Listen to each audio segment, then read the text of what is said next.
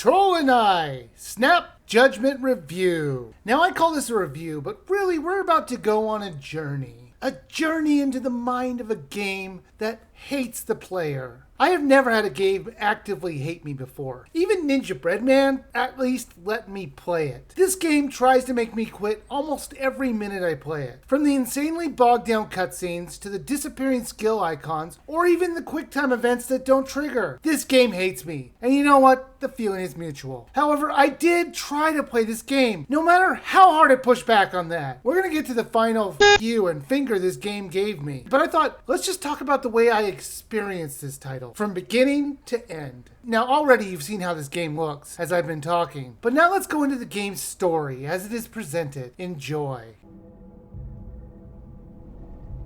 Nico, how are you? Why have you called me here?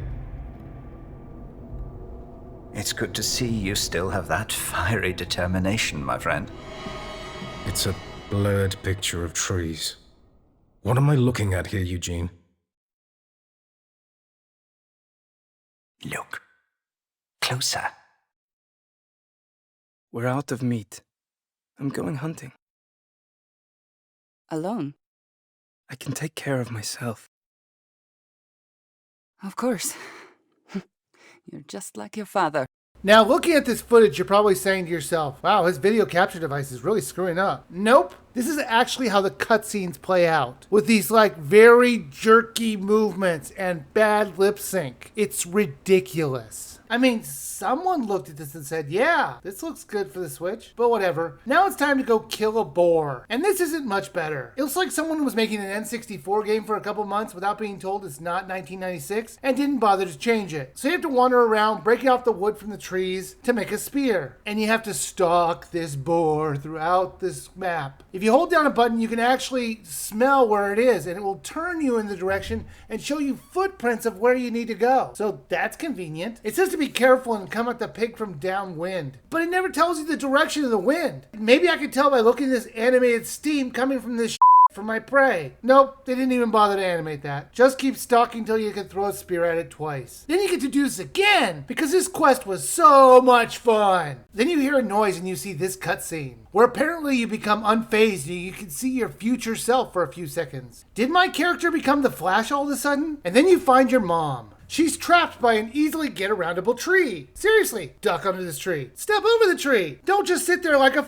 idiot. I know this is a video game trope of something minor being an impassable feat. However, in 10 seconds from now, you apparently figure out how to get around the tree because here come those QuickTime events. Jumping or ducking under trees. The exact thing you couldn't do a few seconds ago. It was just one tree after another. It was very dull and repetitive, and the sense of geography felt wrong. It felt like I was running too much away from where I wanted to go. Also, those trees look like someone set a blowtorch on a couple parts of it. Do trees usually burn like they have pockets of gas coming out of them? I've never been to Nova Scotia before, but according to this game, their trees are made with methane gas. Now, you would never know this by actually watching the screen and what you're doing. You see, there's a fireball behind you. And if you miss a QuickTime event, you're going to be engulfed in flames so large, you would think someone was napalming the forest. Where was the setup for this wall of flames that was apparently behind you the whole time? How about a cutscene for that? Those QuickTime events just involved you pressing the B button whenever the flashing B button showed up, if it actually decided to show up. There were a few times where it just never triggered and I died. I know, I'm just as shocked as you are. The game isn't working as intended. Surely this must be the only bug that got through their fine quality assurance team. But no, there's actually 2 more bugs coming up, including a game-ending one we're going to get to. So eventually all the QuickTime events will show up if you get lucky. And you stop running because you get to a bridge. Remember that wall of flames that was on your back the whole time during that QuickTime event? There's no sign of it. Almost like that whole firewall you were running from was just a bullshit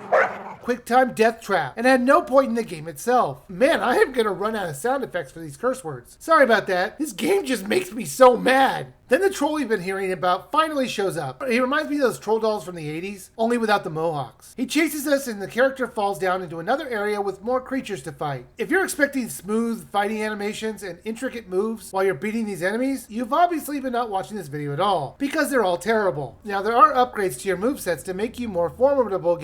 Oh, okay, they're gone. Alright, let's try another set. Oh, they're gone too. Okay, that was weird. Maybe if I back out of the menu and come back, they'll return. No. Okay, guess they're gone. To be fair though, the icons are still there, and you can access them. They're just invisible now. Because I guess being able to see the icon of the power you're wanting to upgrade is just for beginners. Now, I've been playing this game for about 20 minutes, and I've run into, not counting the terrible cutscenes, 2 glitches. And get ready for one more. So after I explored this new small area, the game tells me how to climb a rock wall. Now I'm at the top of this rock. This is the obstacle to get me to the next area. As I stand on the wall looking off into the adventure, which will hopefully let me actually interact with the troll of the story and find a way to save my family. So I decided to step off that rock and go into the adventure. What happens when I step off that rock? I run into a loading screen. The never-ending loading screen. At around the 3-minute mark, I realized I wasn't leaving this screen. Now, I've seen long loading screens before when I reviewed Lego City, but this is ridiculous. So I went back to the home screen, restarted the program and my save file. Now I'm back to this rock again, and the endless loading screen again. Then I rebooted my Switch, started a brand new game, and at this point you must be saying, dude, this game is not worth starting all over again. Just walk away. And I would agree with you, but I would not let this game beat me, or so I thought. So skipping through the cutscenes, killing the boar, quick time events, and I was back again. I made it here in good time, and I got here in about 10 minutes. I looked upon the rock, which was the only thing standing between me and my okay, turn on the loading screen again. This game has beaten me. It's taken my will and any possible enjoyment I could have had playing it and just destroyed it. A lot of people have said to me, it must be fun playing all these games for almost 10 years now. And I say it can be, but then there are these days. I've been saying since I saw Skyrim on the Switch that wouldn't it be cool to have like The Witcher 3 on here? And now I completely take that back. This is what happens when you have a game that was clearly not made for the Switch and it was ported to it. This system cannot run it. Even making it look as graphically bad as possible, it's still a dumpster fire and should never have been released. Even more crazy, this thing was released physically. Someone said, yeah, we could just release this digitally, but someone might want to have this proudly on their shelf. Even some good games out there don't get physical releases. Did no one at Nintendo say,